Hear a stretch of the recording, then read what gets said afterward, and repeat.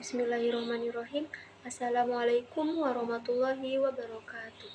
Alhamdulillahirabbil alamin wa bihi nasta'inu ala umuri dunya waddin wassalatu wassalamu alal mursalin walhamdulillahirabbil alamin.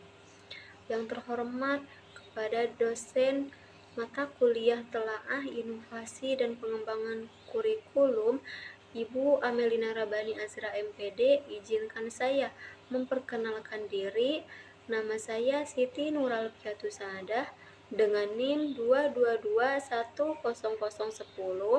Prodi PAI. Izinkan saya menjawab pertanyaan dari tugas UTS mata kuliah Telaah Inovasi dan Pengembangan Kurikulum dengan pertanyaan, jelaskan pentingnya analisis konteks dalam proses pengembangan kurikulum di satuan pendidikan. Apa itu analisis konteks? Yaitu merupakan proses mengidentifikasi dan memahami kondisi nyata, kebutuhan, tantangan, serta potensi yang ada di dalam satuan pendidikan, yaitu sekolah atau madrasah, sebelum mengembangkan atau menyusun kurikulum. Tujuan analisis konteksnya itu untuk apa? Yang pertama, untuk mengetahui siapa peserta didik, latar belakang, kebutuhan, dan kemampuan. Dan yang kedua, tujuannya untuk memahami kondisi lingkungan sosial, budaya, ekonomi, dan geografis. Dan yang ketiga, tujuannya untuk menyesuaikan tujuan dan isi kurikulum agar relevan dan realistis. Dan yang keempat, untuk mengidentifikasi kekuatan dan kelemahan sekolah, termasuk tenaga pendidik, sarana, dan prasarana. Selanjutnya, pentingnya analisis konteks dalam pengembangan kurikulum. Yang pertama, agar kurikulum relevan dengan kebutuhan siswa.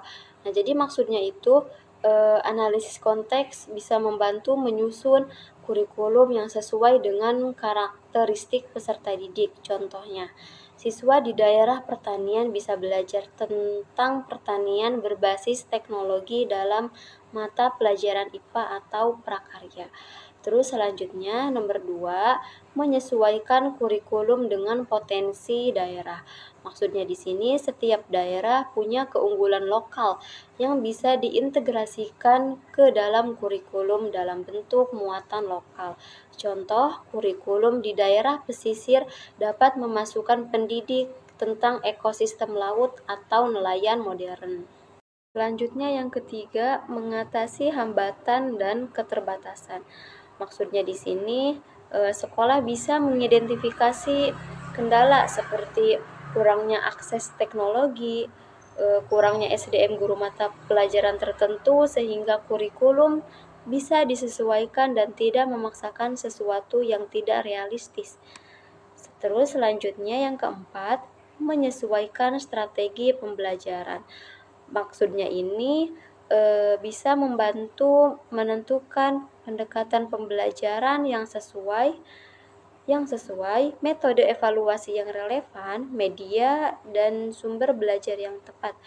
Contohnya, sekolah yang kekurangan sinyal internet perlu pendekatan learning atau blended learning. Selanjutnya yang kelima, mendukung kurikulum yang fleksibel dan adaptif. Dengan analisis konteks itu memungkinkan kurikulum tidak kaku dan bisa disesuaikan dengan perubahan sosial, ekonomi, atau teknologi yang terjadi di masyarakat sekitar. Selanjutnya, keenam, meningkatkan partisipasi komunitas. Maksudnya, sekolah bisa melibatkan orang tua, tokoh masyarakat, dunia usaha atau industri lokal dalam proses pengembangan kurikulum agar lebih berdampak dan kontekstual. Jadi kesimpulan di sini, analisis konteks sangat penting dalam pengembangan kurikulum karena memungkinkan sekolah menyusun kurikulum yang relevan, realistis, responsif, dan sesuai dengan kebutuhan serta potensi lingkungan sekitarnya. Kurikulum yang lahir dari pemahaman konteks akan lebih mudah diterapkan dan berdampak positif bagi peserta didik dan masyarakat sekitar. Mungkin sekian dari saya, kurang lebihnya mohon maaf. Terima kasih. Wassalamualaikum warahmatullahi wabarakatuh.